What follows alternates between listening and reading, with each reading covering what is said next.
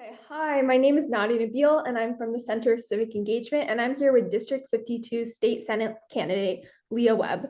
Thank you so much for being here, and let's get started. All Why are you right. running for State Senate? And if you're elected, what will be your top priorities for the district? Yes, well, thank you, Nadia, and everyone for the opportunity to share the work that I've been doing, not only with the campaign, but also in the community. So, to answer your first question on why am I running for office, it is very simple. I believe that working families and their needs have been ignored, and we see this especially through um, some regressive policies, and most certainly practices that haven't necessarily centered the needs of working families.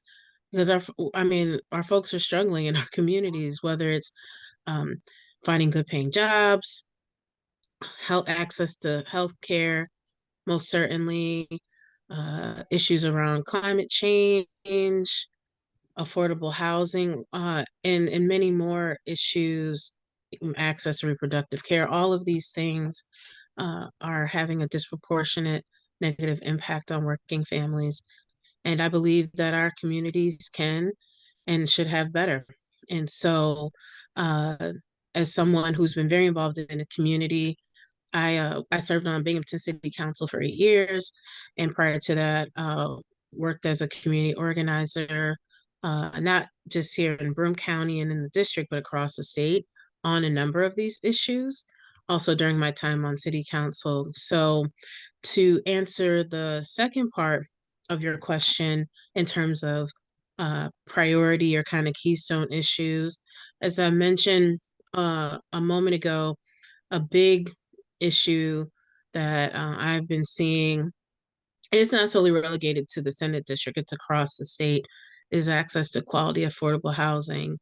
Whether you are unhoused or a renter or an aspiring homeowner or a current homeowner, we have some challenges as it pertains to access to quality, affordable housing. Another issue pertains to the economy, more specifically, having good paying jobs. A number of our families here, right here in Broome County, especially and across the district, are literally working 2 and 3 jobs to still just barely be above the federal poverty level. And we have opportunities to address those wage inequalities. And so I think it's important that not only as a state senator, but as a community, that we really rectify that. Another key issue, most certainly, is around the environment here in the Southern Tier. And again, it's not solely relegated to the Southern Tier. We are and have experienced firsthand the impacts of climate change. So, whether you look at the impacts of flooding in our area and what it has done, not just simply historically, but still in present time. Also, energy costs, like all of these things, due to, our dependence on fossil fuels. I mean, there are a number of challenges around climate change. And so I believe that we can't just act now, but right now to address climate change. Another key issue that I've heard is around reproductive care and having access to it, expanded access. And so, although we have provisions and protections here in New York, but we have to go a step further to really ensure more guarantees for reproductive care, especially in light of the overturning of Roe v. Wade. And that decision does have a direct impact on us here in New York. And so, there's an amendment, a New York State constitutional amendment that I've been advocating for, which would provide additional protections in our state constitution for reproductive care. And what that does is that it allows this issue to have more protections so that it doesn't fall privy to what often happens on a number of issues. I frame it as political football, where it changes at the whim of the administration, right? Changes that, again, disproportionately impacts working families. So this constitutional amendment will provide additional protections because we as voters get to vote on it. Also, um, I know there have been conversations, or I mean, there's many issues that are happening, concerns around safety, and I support approaches that allow for common sense gun safety laws. We have a lot of challenges, not just in New York State, but nationally, with a lot of illegal guns that come into our state. And are, again, that is a problem, and we most certainly can address it. The last issue, I know I've said a bunch of issues, and just thinking about the work that the Center for Civic Engagement does, especially for students. And I myself also work at Binghamton University. Another issue is, of course, student loans. And I know that is a big challenge, most certainly at the federal level. The Biden administration, has passed legislation with Congress recently to uh, give some more support for student loan debt forgiveness. But we definitely have to go further.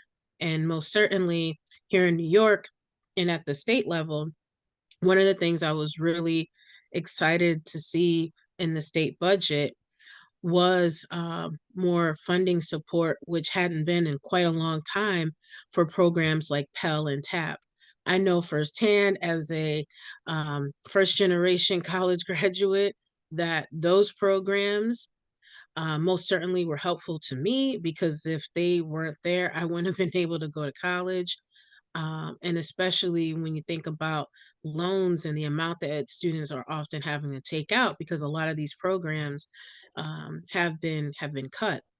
And so, as an example, not saying they're the only source, but I think that is an important issue that needs to be addressed, where we have initiatives like, looking at the Excelsior program. And there's definitely room for improvement with it, most certainly. And as a member of UUP myself, I know this is something, along with other measures, that UUP has been advocating for and trying to bridge some gaps within higher ed, especially for students. So those are just a few. Thank you. My next question is, what are your thoughts on economic growth and revitalization in the area? And if elected, what do you plan to do to encourage economic growth as state senator? So when I was on city council, I did a lot of work on this, for a number of reasons. Growing up, being born and raised here in the district, this area historically has have been known for having a lot of industrialized businesses, right? A lot of manufacturing. And so when those jobs were outsourced, you saw a significant economic decline in not only our region, but what they call Rust Belt cities across the state. And one of the things that I did was supporting things like small business development. So I was a member during my time on city council of our local Binghamton Local Development Corporation. And what it did was, and still does, provide resources to support small business development. There was also a program called Restore New York that allowed municipalities across the state, and our area received statewide recognition for the program that we developed, and I was a part of that, in not only providing opportunities for affordable housing, but also supporting small business development.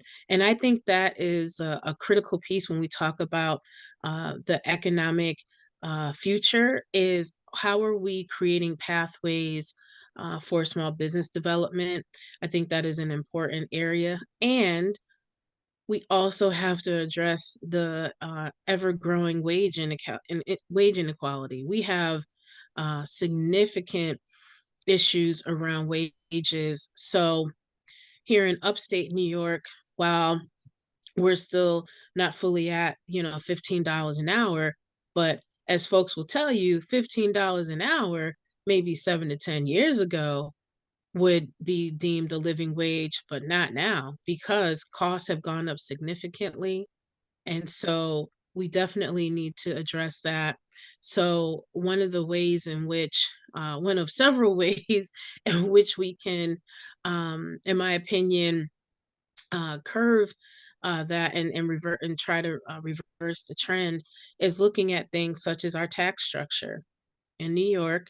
And again, it's not solely New York only, but our tax structure is upside down. And what I mean by that is that low income, middle class families are disproportionately taxed in compared in comparison to folks in our state that are ultra wealthy. Whereas low income, middle income families are paying way more in taxes versus ultra wealthy who are paying bare minimal, if any, right? And I think that's one area in addition to closing some corporate tax loopholes to try to help remedy some of the financial burden that constantly impacts working families.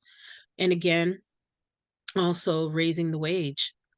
I think that is important because when you look at the cost of living, whether you are a student or a recent graduate, or you're a full blown into your respective profession, that is a challenge. So those are my thoughts. Is again, we got to raise the wage, also address our inequitable tax structure, and of course, support small business development. And I would add and which I was glad to see in the state budget, was funding for workforce development. And that's something I also have experience in working on through my local NAACP chapter. We've done a workforce development program for the last 5 years in working with youth ages 14 to 28 and preparing them for the workforce.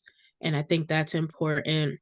And also having those resources available in tandem with our labor unions, who also do a significant amount of not only workforce development, but offering good paying jobs. Thank you. And I know you touched on a lot, so I'm going to go to my final question. Is there anything else you'd like to share to help students decide who deserves their vote? You know, I think that, this often, I share this uh, with everyone. So usually around elections, folks always hear your vote is essential. Uh, the stakes are high. And I will offer, I recognize that some folks are like, oh, we hear that all the time. It's a cliche, but the reality is that that is the truth. We are witnessing in real time the erosion of our rights. And what I mean by that is a lot of policy reversals that take away our ability, quite frankly, to be treated with dignity and respect as human beings, whether it's having autonomy over our bodies, having access to a clean and healthy environment. All of those things are essential. And I encourage students that now more than ever, and with so many things, so many changes happening so rapidly, that there is an opportunity and one in a pathway to do it. And one way to do that is through voting. It is so important. And I often remark that if it wasn't a powerful tool, there wouldn't be so many efforts to reduce or remove our right to vote. And students are an especially powerful voting bloc. And one of the many things I appreciate is that as I've seen, especially over the last few years, with the increase in community engagement around complex social issues, is that students are not just saying, well, that's just the way it is, or it takes time.